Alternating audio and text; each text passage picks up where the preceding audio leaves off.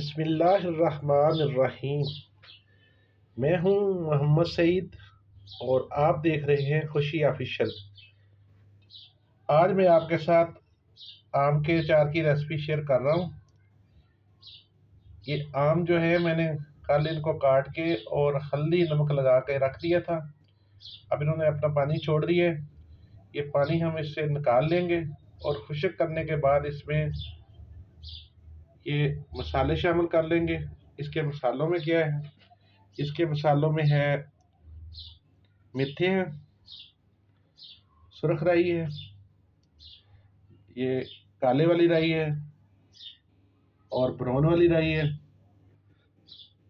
सुरख मिर्ची है, थोड़ी सी टाटरी डालेंगे, नमक डालेंगे, थोड़ा सा जीरा डालेंगे और इन सारी चीज़ों को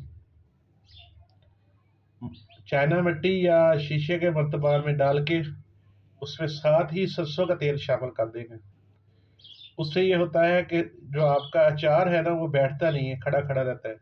ये टाटरी डालने का मकसद भी यही है। कोई भी खट्टी चीज़ डाल लें ना, थोड़ी सी टाटरी डाल लें, फटकड़ी डाल लें, या बाज़ लोग सिरका यूज़ करते हैं, लेकिन सिरका जो है उससे अचार बहुत जल्द गल जाता है, बहुत जल्द तैयार हो जाता है और जल्दी ही वो फारग हो जाता है, तो गला गला सा हो जाता है।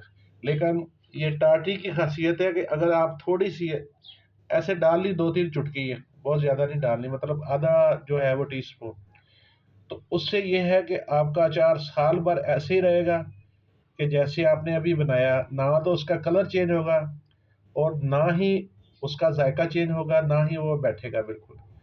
आप भी इस तरह आम का अचार तैयार करें और फिर कमेंट्स बॉक्स में बताएं कि जो आपका आम का अचार है वो किस तरह का बना। वस्सलाम।